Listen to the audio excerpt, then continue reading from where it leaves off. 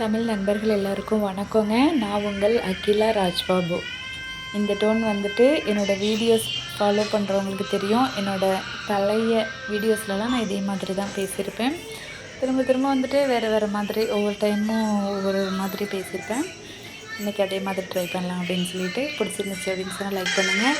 நான் வந்துட்டு எங்கள் வீட்டில் இன்றைக்கி சிம்பிளான முறையில் வரலட்சுமி பூஜா பண்ணேன். இதில் உங்களுக்கு ஏதாவது தேவையான டிப்ஸ் இருந்துச்சு அப்படின்னு சொன்னால் வீடியோவை லைக் பண்ணுங்கள். நம்மளோட சேனலுக்கு நீங்கள் இப்போ தான் ஃபஸ்ட் டைம் வரீங்க அப்படின்னு சொன்னால் சேனலை சப்ஸ்கிரைப் பண்ண மறக்காதீங்க. அப்படி பக்கத்தில் இருக்கிற பெல் ஐக்கானை கிளிக் பண்ணி ஆல் ஆப்ஷன் கொடுத்துருங்க. ஸோ தட் நான் போடுற வீடியோஸ் ரெகுலர் அப்டேட்ஸில் உங்களுக்கு கிடச்சிரும்.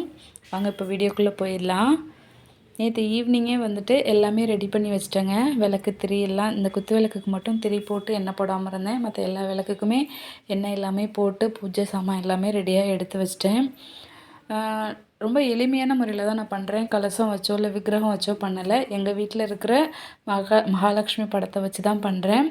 நிறைய பேர் வந்துட்டு இப்படி பண்ணக்கூடாது, அப்படி பண்ணக்கூடாது, இதை பண்ணக்கூடாது, அதை பண்ணக்கூடாது அப்படி எல்லாமே சொல்லுவாங்க. அது எல்லாமே நம்ம வந்துட்டு எவ்வளோ பெரிய தப்பு பண்ணுறவங்கெல்லாம் வந்துட்டு பயப்படாமல் பண்ணுறாங்க. இது ஆக்சுவலி தப்பே கிடையாது. நம்ம ரொம்ப அவங்கவுங்க மனசுக்கு தெரியும் எதை நினச்சி அவங்க பண்ணுறாங்க, எவ்வளோ பர்ஃபெக்டாக பண்ணுறாங்க, எவ்வளோ உண்மையாக பண்ணுறாங்க, எது மாதிரி எண்ணங்கள் அவங்களோட மனசில் இருக்குது அப்படிங்கிறது சாமி கும்பிட்றவங்களுக்கு தெரியும். அதனால் எதுவுமே வந்துட்டு சாமி கும்பிட்றதுல இது நல்லது இது கெட்டது அப்படின்லாம் எதுவுமே கிடையாதுங்க. நம்ம மனசுக்கு எது நல்லதுன்னு படுதோ, நம்ம நினைக்கிற விஷயங்களோ பண்ணுற விஷயங்கள் யாரை பாதிக்காமல் இருக்குதோ, மற்றவங்க யாரையும் பாதிக்காமல் இருந்துச்சு அப்படின்னாலே அது நிச்சயமாக நல்ல விஷயந்தான். அப்படி இருக்கிற பட்சத்தில் இதை செய்யக்கூடாது அதை செய்யக்கூடாதுன்னெலாம் யாராவது கஷ்டப்படுத்துகிற மாதிரி பேசுவாங்க. அதை அப்படியே நம்ம காதில் வாங்கிட்டு போயிட்டே இருக்கணும். நம்மளோட எண்ணங்கள் நல்ல நேர்மையானதாக இருக்குது அப்படின்னா நம்ம அதை நோக்கி தான் போயிட்டே இருக்கணும். யார் சொல்கிறதையுமே நம்ம கேட்கணுங்கிற அவசியம் இல்லை. நான் போன வருஷமே பார்த்தீங்க அப்படின்னா பூஜை பண்ணுறதுக்கு எல்லாமே ரெடி பண்ணி வச்சுட்டு பண்ண முடியாமல் போயிடுச்சு. ரொம்பவே கஷ்டமாக இருந்துச்சு. அந்த டைம் எப்படியாவது ஸ்டார்ட் பண்ணணும்னு நினச்சோம், ஸ்டார்ட் பண்ண முடியலையே அப்படின்ட்டு. அதே மாதிரி தான் நம்ம ஒரு விஷயத்த வந்துட்டு புதுசாக ஆரம்பிக்கணும்னு நினைக்கிறப்ப நிறைய தடங்கள் வந்து நிச்சயமாக வருங்க. அதை எல்லாமே தாண்டி நம்மளால் ஒரு பூஜையோ ஒரு வேண்டுதலோ பண்ண முடியுது அப்படின்னா அதுவே நமக்கு கிடைக்கிற ஒரு பெரிய வெற்றி. நம்மளோட வேண்டுதல் நிறைவேறுதா நிறைவேறலையா அப்படிங்கிறதெல்லாம் அடுத்த பட்சம். ஒரு விஷயத்தை நம்மளால் பண்ண முடியுது அப்படின்னாலே அது நமக்கு ஒரு முதல் வெற்றி அப்படின்னு தான் அர்த்தம்.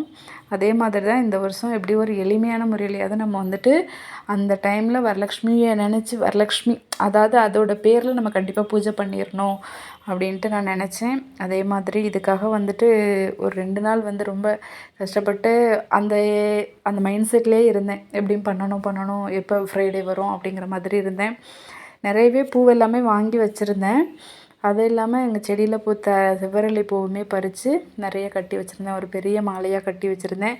அப்புறம் செவ்வந்தி பூ, சாமந்தி பூ, சாமந்தினா அந்த ஒரு நல்ல ஸ்மெல் வரும்ல அந்த பூவு, அப்புறம் மல்லிகைப்பூ, ரோஜா, அது மாதிரி எல்லா பூவுமே வாங்கி வச்சுருந்தேன். குறிப்பாக வந்துட்டு அந்த ரொம்ப வாசனை அடிக்கும்ல அந்த பூ பேர் மறந்துருச்சு.